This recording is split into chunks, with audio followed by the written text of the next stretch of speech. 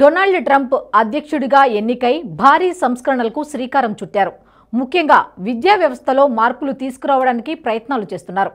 అమెరికాలోని యూనివర్సిటీల్లో పాతుకుపోయిన లెఫ్ట్ కుహానా లౌకికవాదులను తరిమి కొట్టడమే ప్రథమ కర్తవ్యంగా పెట్టుకున్నారు. విద్యా వ్యవస్థలో మార్పులు చేసి తీరుతానని బహిరంగంగానే ప్రకటించారు. అంతేకాదు విద్యా వ్యవస్థను పట్టిపీడిస్తున్న DEI డిపార్ట్మెంట్ను సైతం తొలగిస్తానని తెలిపారు. అమెరికన్ ట్యాక్స్ పేయర్ల డబ్బులు వృధా కాకుండా అడ్డుకోవడానికే తాను ఈ పనికి పూనుకున్నట్టు ట్రంప్ చెబుతున్నా దీని వెనుక చాలా పెద్ద ప్లాన్ ఉందని నిపుణులు అంచనా వేస్తున్నారు. అయితే ఏమిటా ప్లాన్? ట్రంప్ విద్యా వ్యవస్థలో మార్పులు ఎందుకు తీసుకురావాలని అనుకుంటున్నారు అనే విషయాలను తెలుసుకుందాం.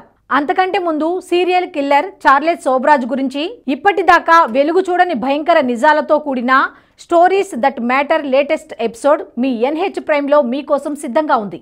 ఇంకెందుకు ఆలస్యం? ఇప్పుడే www.nhprime.in వెబ్సైట్లోకి లాగిన్ అయ్యి సబ్స్క్రైబ్ చేసుకోండి.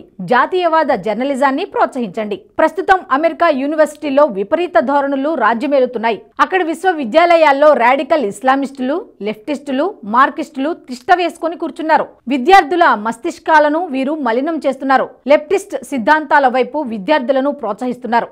అమెరికా సాంప్రదాయాలకు భిన్నంగా వ్యవహరిస్తున్నారు.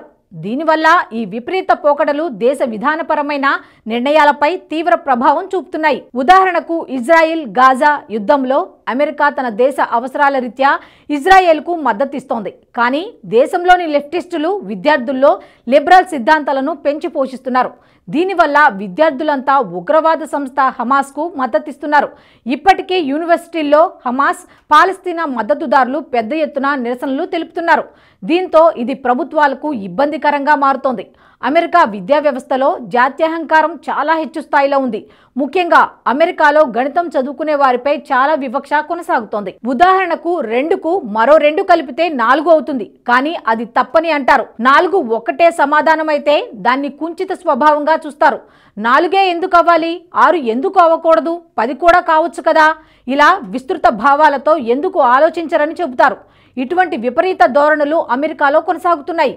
సియాటెల్, వాషింగ్టన్, పోర్ట్లాండ్, ఒరెగాన్లో ఇది చాలా ఎక్కువగా ఉంది. ఫలితంగా గణితం చదివే విద్యార్థులకు ఇది ఇబ్బందికరంగా మారింది. దీంతో అమెరికాలో ఈ సబ్జెక్టుకు చెందిన నైపుణ్యం తగ్గుతూ వస్తోంది.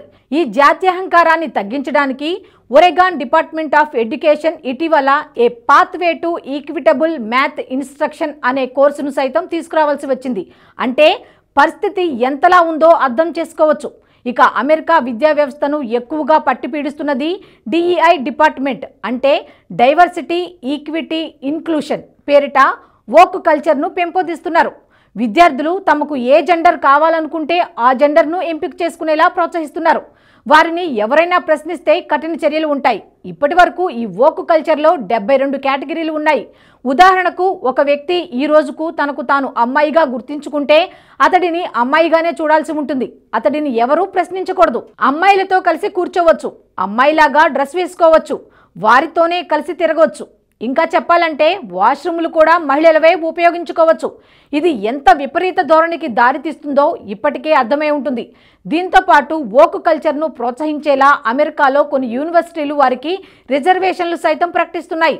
దీంతో చాలా మంది విద్యార్థులు వర్సిటీల్లో రిజర్వేషన్ల కోసం లింగ మార్పిడి చేయించుకుంటున్నారు. ఇలా లింగ మార్పిడి చేయించుకున్న వారిలో భారతీయ విద్యార్థులు కూడా ఉన్నట్టు తెలుస్తోంది. ఫలితంగా ఇది సమాజాన్నే ప్రభావితం చేస్తోంది. ఏ దేశమైనా భవిష్యత్తులో బలంగా నిలబడాలంటే విద్యా వ్యవస్థలో పునాదులు బలంగా ఉండాలి. విద్యార్థులకు వక్రీకరణలు లేని చరిత్రను అందించాలి. విద్యార్థుల్లో ప్రోగ్రెసివ్ థాట్స్ను పెంచి పోషించాలి. కానీ అమెరికాలో అలా జరగడం లేదు. వోక్ కల్చర్, జాత్యహంకార బోధనలు కొనసాగుతున్నాయి. దీనంతటికీ అమెరికా విద్యా వ్యవస్థలో పాతుకుపోయిన లెఫ్టిస్టులే ప్రధాన కారణం. అందుకే వీరందరినీ తొలగిస్తానని ట్రంప్ హామీ ఇచ్చారు. అందుకు అక్రిడేషన్ వ్యవస్థను ప్రక్షాళన చేస్తానని తెలిపారు. ఈ అక్రిడేషన్ వ్యవస్థలో అవసరమైతే మేధావులను నియమిస్తానని చెప్పారు. ఈ లెఫ్టిస్టులందరినీ తొలగించి విద్యా వ్యవస్థను ప్రక్షాళన చేయడానికి ఇప్పటికే చర్యలు తీసుకుంటున్నామని ట్రంప్ ప్రకటించారు. అయితే అమెరికాలో మాత్రమే కాదు, భారత్లోనూ ఈ లెఫ్టిస్టులు విద్యా వ్యవస్థను ప్రభావితం చేస్తున్నారు. చాలా వరకు యూనివర్సిటీల్లో లెఫ్టిస్టులే తిష్ట వేసుకొని కూర్చున్నారు. ఢిల్లీ, JNU వీరికి అడ్డాగా మారింది. అందుకే ఈ యూనివర్సిటీలో వోక్ కల్చర్ కూడా ఎక్కువగా ఉంటుంది. దీంతో పాటు ఇప్పటికీ కమ్యూనిస్టులు రచించిన హిస్టరీ పుస్తకాలనే మనం చదువుతున్నాం. మొఘల్ పాలకులపై పొగడ్తలు, భారతీయ రాజులను తక్కువ చేసి చూపే పాఠాలనే ఇప్పటికీ మన విద్యా వ్యవస్థ బోధిస్తోంది. బీజేపీ అధికారంలోకి వచ్చిన తర్వాత కొంతమేర మార్పులు చేర్పులు చేసింది, కొన్ని పాఠాలను తొలగించింది, కానీ పూర్తి స్థాయిలో ప్రక్షాళన జరగలేదు. ఫలితంగా భారత్లోనూ విద్యా వ్యవస్థను లెఫ్టిస్టులు ప్రభావితం చేస్తున్నారు. దీన్ని ప్రక్షాళన చేయాలన్న డిమాండ్లు ఎప్పటి నుంచో ఉన్నా ఇంకా పూర్తి స్థాయిలో జరగడం లేదు. అంతేకాకుండా లెఫ్టిస్టుల ప్రభావాన్ని తగ్గించేందుకు ప్రభుత్వాలు చర్యలు తీసుకోవడం లేదు. అందుకే భారత విద్యా వ్యవస్థ ఇంకా అలాగే కొనసాగుతోంది. ఈ వీడియో మీకు నచ్చినట్టయితే లైక్ చేయండి, 10 మందికి షేర్ చేయండి. అలాగే కామెంట్ల రూపంలో మీ అభిప్రాయాలను మాతో పంచుకోండి. Nationalist hub group of channels ను సబ్స్క్రైబ్ చేసుకుని తెలుగునాట జాతీయవాద జర్నలిజాన్ని ప్రోత్సహించండి. ఈ వీడియో కింద ఉన్న బెల్ ఐకాన్ పై క్లిక్ చేయడం మర్చిపోవద్దు.